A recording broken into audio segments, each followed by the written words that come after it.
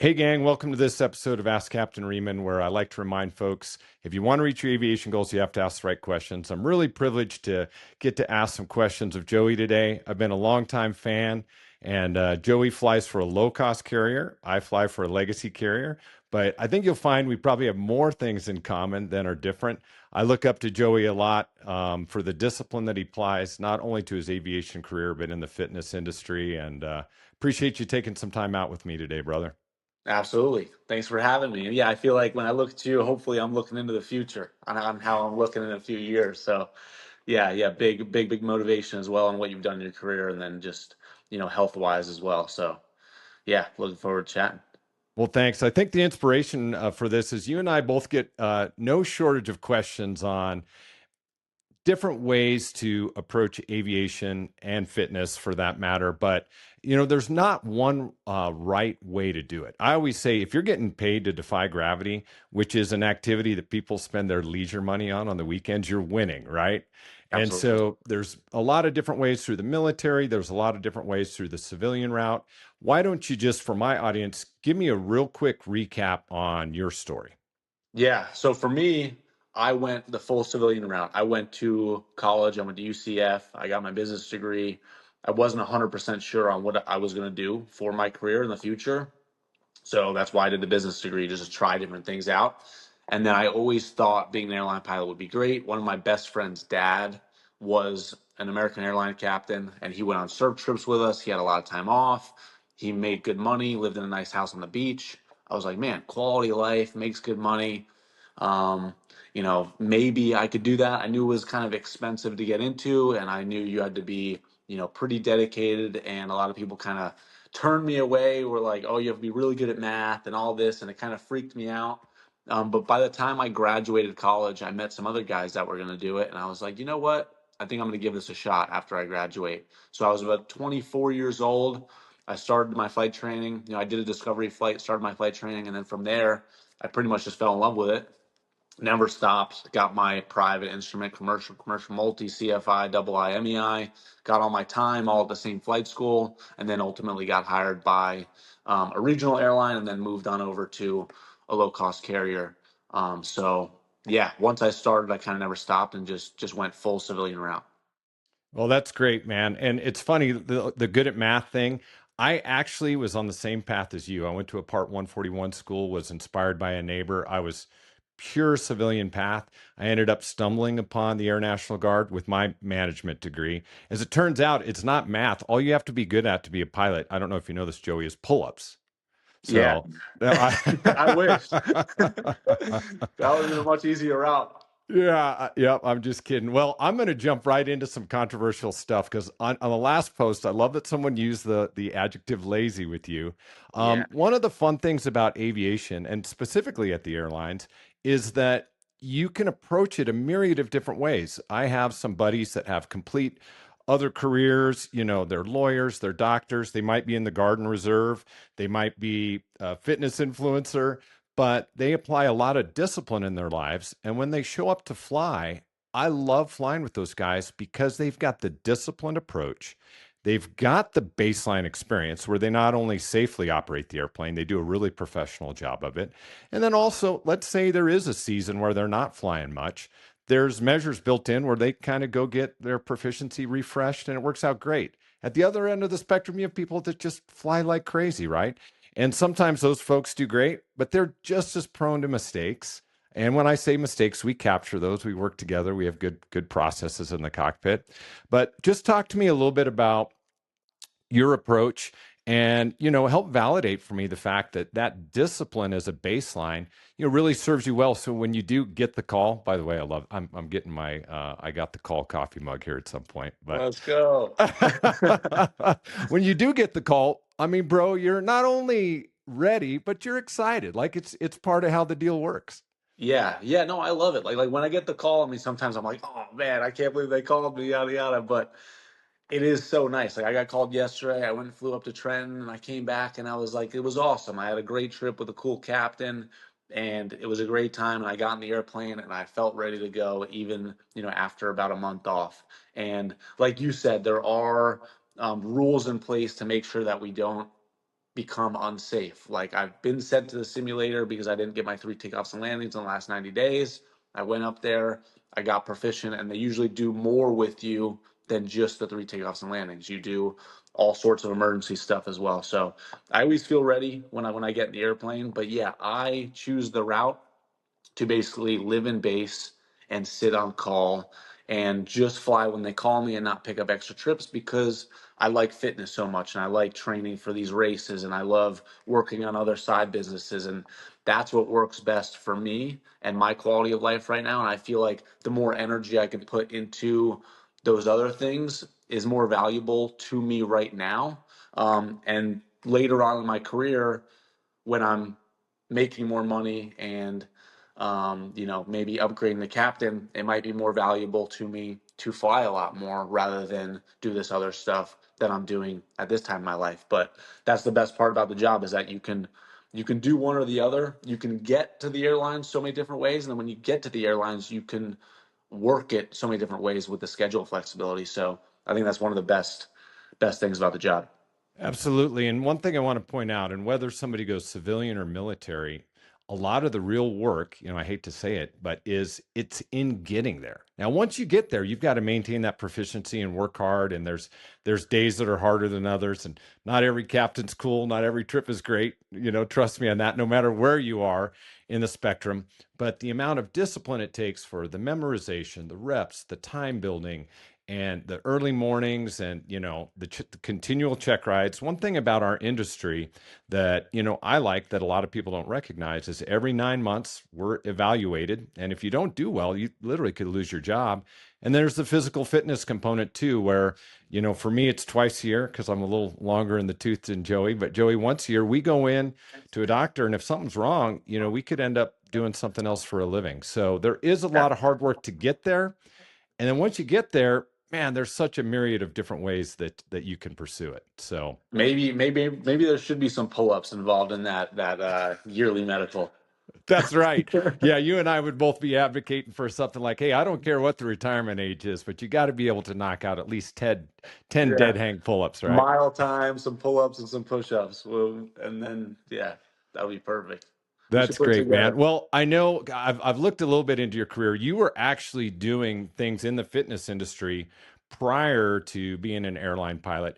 Talk to me a little bit about, things you do that, you reach your audience, because I love that overlap. I think there's so much that goes into the discipline for caring for your body, your protocols like that, as well as the discipline of flying.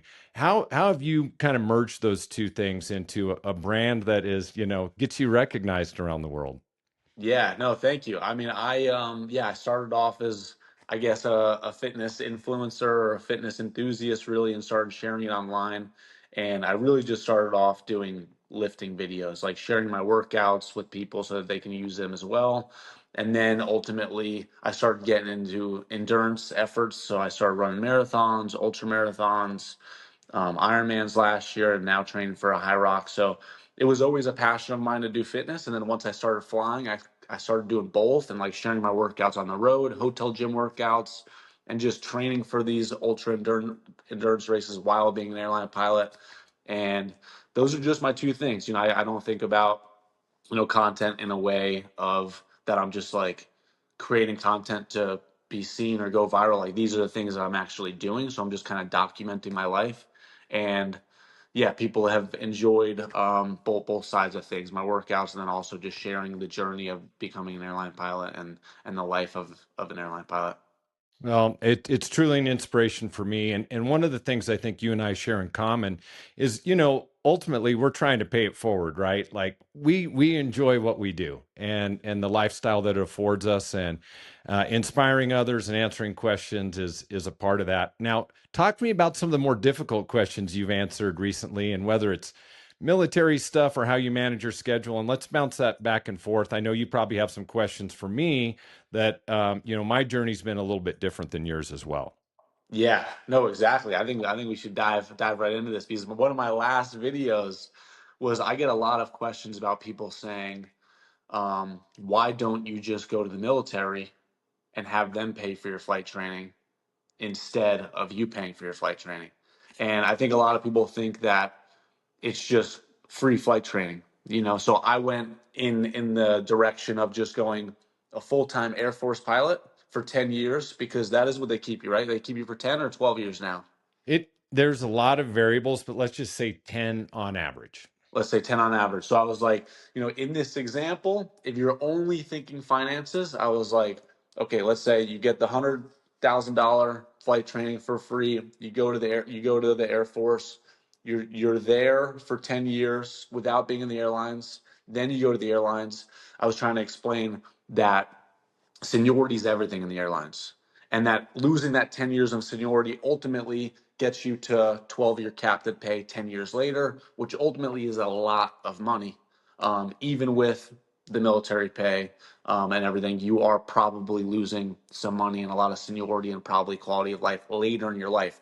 Now, that's definitely not taking away anything that in the military that you gain, like the leadership and the camaraderie with everybody in there, and all the experiences you have, and flying the cool jets, and traveling around the world, and I mean, there's so many things that are priceless that you get in the military that you would never get in the airlines. Like flying in the airlines, not that much fun in terms of flying. You still get to do cool stuff, and you get to go a lot cooler places than I get to go.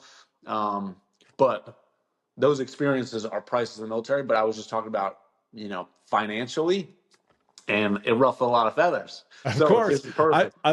I love the way you're navigating these landmines so gracefully, right? So yeah, money. Let's talk money, man. Yeah, So if on a military route, you don't pay for the flight training. Right now, I got to be honest, that's probably a pure service academy or ROTC route.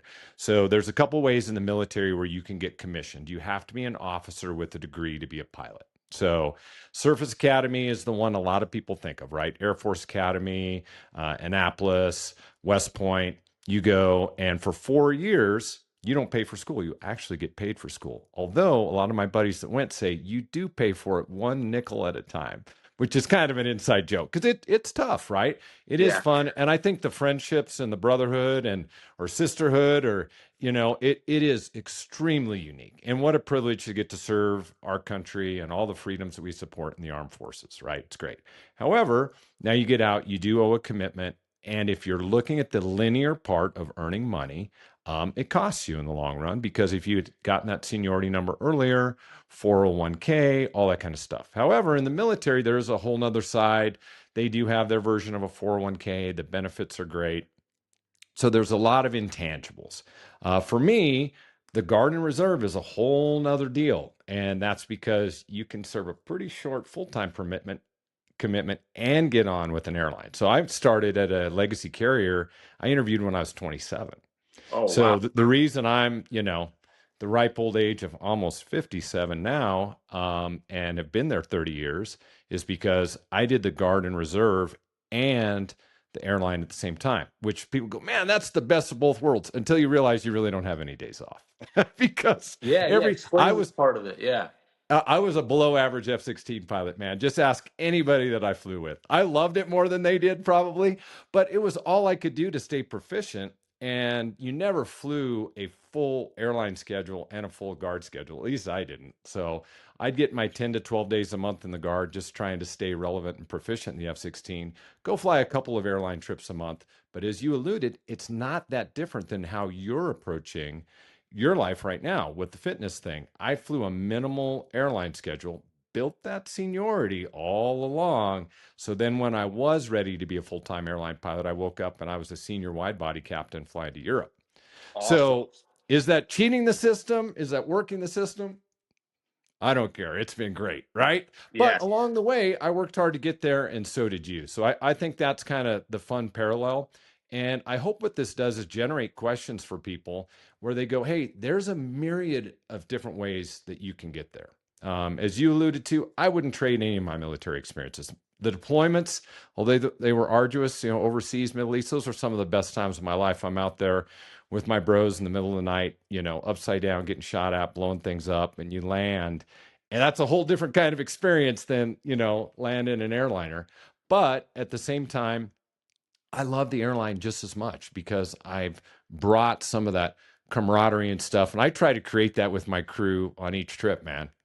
Like now, if you and I ever fly together, of course, it's only going to be about working out, but there'll be some fun in there too, right? That's for sure. So yeah, explain your full route, I guess, from beginning to where you are now.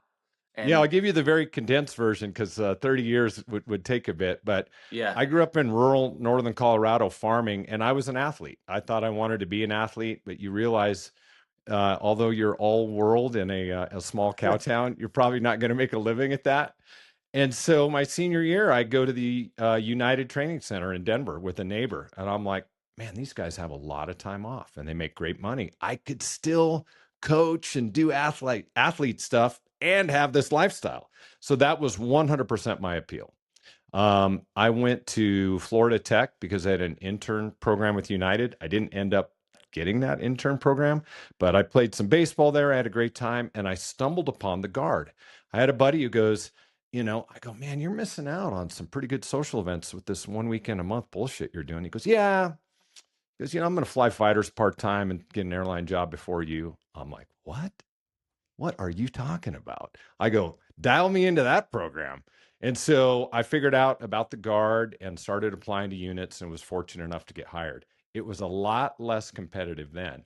Now there's a whole dedicated system out there, and guys get on the circuit and go pledge units. And it is hundreds and hundreds of applicants vying for one spot at these guard units every year because they figured out it's a pretty good deal to get to fly military part time and pursue a civilian career. So I did that in the early 90s. I went to pilot training with the Air Force, started flying F 16s in 1995, and then got hired at a legacy carrier in 1998. And I did those two jobs concurrently for about 25 years. Once I stopped flying the F 16, I moved up the leadership track in a different direction and became a commander in the Space Force part time, and eventually ended up in Europe advising Ukrainian fighter pilots. And so wow. I did a lot of that part time while I was being an airline pilot, which was super fun. And God bless my kids and my ex-wife and everybody that lived through that, because it was chaos. It was chaos, but it was a lot of fun. And now I'm just a former military guy and an aspiring, social media fitness influencer. I got, I don't have a Joey Miuccio poster on my wall, but uh, and it's fun now. I do some standards work at the legacy carrier, and I break my year into thirds, Joey. So what I do, 1/3 of the year, man, I get in the batter's box and I swing at every pitch, man. I volunteer for overtime. I fly a lot. I go to great destinations in Europe, so it's fun. 1/3 of the year, I kind of fly kind of the medium amount. And 1/3 of the year, man, I disappear. Like I kind of make sure they don't even have my phone number. I go to the mountains. I do stuff with my Nice. kids. I've got an SR-22 that I love to fly around. So Awesome. So anyway, so life's good. tell Somewhere along the way, I worked hard, but life's pretty good right about now. So so tell me, like, just to explain, I guess, to the people that are battling in my comment section on that last video, how does it work pay wise when you are doing reserve and airline pilot at the same time in terms of when you have to go off on your duties and I don't know, sure. like, yeah, explain No, that. that's I don't know what great. to call So it exactly. I love trying to explain airline pilot paid people. We are blue collar transportation laborers, by golly. We get paid by the hour, right? Yeah, Now yeah, we're at the high end of blue collar workers, but we get paid by the hour. So what the legacy carrier or any airline does, they're held to a contract known as USERA, which is the United States Employer Support of the Reserve Act, maybe. And so I never they heard of it. have to give you time off for military duty. It's unpaid time off. So when you're performing military duty, the military pays you whatever your military pay rate is. And when you're performing airline duty, the airlines pay you whatever the airline rate is, but you can't get paid by both at the same time. People have tried that over the years. It's a good way to get fired. So the secret sauce there, though, is you maintain and continue to build your Senior. airline seniority, just like you do, when you're bid in reserve, not working as much. And so you're balancing those two jobs. If you're in a heavy unit or a tanker unit, and I have to be careful with these landmines too. Fighter pilots are not better or worse than anybody else. Whatever airframe you fly, I think is great. You don't have to fly quite as much for the proficiency requirements. And like I said, part of it was I was not God's gift to the F-16, so I had to really get my reps to be relevant. But in a fighter unit, you're looking at 10 to 12 days a month because you're going to have some additional duties. So you're not going to be able to fly a full airline schedule. And then when you deploy, if it's more than 30 days, you literally take a longer term leave where the airline will pause a couple of your benefits. You keep your seniority and you're kind of a full time military guy for a little while. So I don't know if that makes sense, but it's kind of one or the other, and balancing them is a circus act. Sometimes it's tough with insurance and stuff like that. So, it's a first world problem. Like we have plenty of those, but it takes a lot of balance to be able to do both of them. The advantage is, I mean, you get to do both, right? I feel Yeah, the like that seniority is was probably the biggest advantage is just getting that seniority number instead of my example when I said you have to wait 10 plus years to even get to any airline. In this case, not only are you getting there, but you're probably getting to the legacy that you want to be at and not having to jump through the hoops of flight instructing regional then legacy. So you're skipping all of that time while also getting the benefits of the military. Now with the benefits of the military, do you get those benefits with a 10-year commitment or do you have to um do the full 20? And it how does that depends. work? It depends. So there's a difference between military benefits and a military retirement. So an active duty troop that serves 20 years, start to finish, will get a military retirement the day they retire. And that can be relatively significant if you retire as an officer. So that's and that's an old school pension. That's not the 401k. That's just a check, right? That's awesome. Yeah, so that can be good. I didn't do that. I was a reservist. So as a reservist, the way it works, I get my military retirement at 60. They actually count that down for deployed time. So I'll collect mine in a year when I turn 58. But the other benefits, TRICARE, medical, 10% off at Home Depot, all that kind of stuff, you get just for being a veteran. So if you ever served, if you ever took the oath, there are a lot of benefits. And then, I can't. It's hard to measure the intangibles, right? And you allude to them pretty well, but my to serve your country and do all that kind of stuff, that's just another thing that we can discuss at another time. But there are some intangible benefits.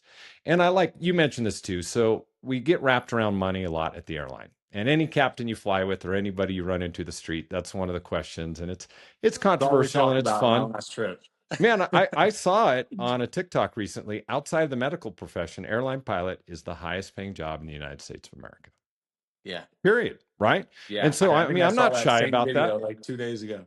Yeah, I'm not Yeah. shy about that. I mean, we're very blessed that we get to do something we love and it's relatively well compensated. Maybe Um they're looking at your contract and not mine, but we'll get there. Well, full disclosure, my son works for the same low cost carrier that Joey does. So I get a front row view. Is he ever complaining when he calls me? He might once in a while, but he's super grateful to be there. But I always just remind people, like, I don't care if it's crop dusting, banner towing, whatever. I mean, you're flying for money, right? Yeah. And It's still the eventually, best. right, it might end up at a legacy carrier, it might end up corporate, it might end up being something you do as a hobby, but it's like getting out there and getting to defy gravity is just I think any day you get to do that is a privilege. Easy for me to say as a well-compensated wide-body captain at a Yeah. legacy carrier, but But I yeah, I mean, it's fun talking about it. yeah. And on that same note, like I make that video about if we're just talking financial, this is a better route than this. And, I also need to say, like, I'm not going the 100% financial route. I'm not going the route that's going to pay me the absolute most. Everybody has different needs and wants in their life. And for me, my biggest want is quality of life in terms of living in a base that I want to live and time at home. So I'm choosing to stay at a low cost carrier rather than going to a, you know, legacy where I'm paid a lot less right now. Like we are on an older contract and hopefully eventually we'll get closer, but I'm not, making that video to say like, "Oh, I went the best route financially," because I definitely didn't. Yeah. And everyone has their own needs. Well, and something I want to point out too. I mean, you're building a business and you're building a legacy, and it's not like you're, binge watching shows and eating bonbons on the couch. I mean, Exactly. to each their own, right? But one of the fun things I think about what you and I do and what you've inspired me for, I'm not currently, monetizing, but eventually, I'm going to have a followership like yours. And one thing I'm going to caution people, we're at a great time in the airline industry, and it goes in cycles. A lot of our brethren and comrades have been furloughed. It's not always sunshine and rainbows and tailwinds. And so Yeah. the fact you're building something else kind of as a security net, but it's obviously something that you're passionate about is super smart. I like to remind people, in 2009, there was a financial downturn, and you were a child, but I was at the airline, and my seniority number didn't move 1% between about 2002 and 2012. So for 10 years, same percentage. Now I was, a co-pilot on an airplane I enjoyed, and I was flying in the guard, so it didn't worry me too much. But I watched a lot of friends get furloughed. A lot of people left the industry. And so you have to be prepared, I think, for anything. And when you're building some other skills or other businesses, I mean, that's not necessarily a bad idea, man. So you're smarter than you think you are for doing that. Thank you. Thank you. I Yeah. appreciate it. And yeah, I think another thing is just talking more about seniority. Like as much as we think like seniority is, a good thing, a lot of people don't understand how important it is in terms of like it doesn't transfer like other jobs. Like if you had 12 years of experience and if something happens to my low cost carrier and I would have to go to another airline, I start at the bottom. I don't Yep. get to say, "Hey, I've been at this airline for this many years. This is how many hours I have. Now you need to pay me this because that's what I was being paid over here." You go back to the bottom of the seniority list and you make your way up there. So a lot of people didn't understand that from the video that I posted. And they're like, "Well, that experience transfers, right?" It's like, unfortunately, not. Um, Fortunate and unfortunate, depending on where you stand, right? But yeah, so seniority is everything in the airlines, which is different than most other jobs. And I find it something, Joey, like people can't understand. Even when I was in the military and guys were getting ready to get out, and they'd be like, "Oh, I'm going to work for Southwest because they have a base in Denver. I'll be home more, and the money is close." And I'm like, "Yeah, but relative seniority, seniority progression, stuck in a, and it's like you're trying to talk Arabic to them. It's Yeah, like until you live it or until you go, oh, that guy senior to me got not only the trip I wanted, but the vacation I wanted, and then once you're living it, you're like, oh, now it makes sense. So yeah, it's a challenging thing to explain until you're living it. But you're exactly right. We have friends at Spirit Airlines that were there for a long time, a lot of experience. And whatever company they go to, whether it's a regional or legacy, whatever, everyone starts at the bottom. And there's advantages and disadvantages to being a blue collar unionized laborer like we are, but that's just one of them, right? but yeah, if you are choosing an airline, you want to choose the airline that you want to be at forever. So for a lot of people that did choose Spirit, when that happens, it's a lot easier to happen to a Spirit than it is to happen to a Legacy in terms of that airline shutting down. So that's why a lot of people want to get to Legacy as fast as possible for that job security. Well, I've been around long enough too to know people that worked for legacy airlines that rhymed with Pan Am, TWA, and Eastern. So there's no guarantees. That's You true. got to keep working hard. And we're coming up on 30 minutes here. I want to do this again. And what I want to hear is like your favorite hotel room workout and I have a little room to go to get I, to where your I think your biceps are, biceps but are bigger than mine. I think you got bigger biceps. but we can cover all kinds of other stuff. But Joey, I can't thank you enough for your time, and I hope people get a lot out of this. I'm sure we'll generate some more questions and controversy, but it's a privilege for me to have you on this journey, as another brother in aviation and fitness, and thank you so much for your time. Yeah, thank you, and hopefully we'll get a workout in together sometime soon. I'm not taking any days off, so that I'm ready for that one. All right. Let's go. Let's go. All I right. like it.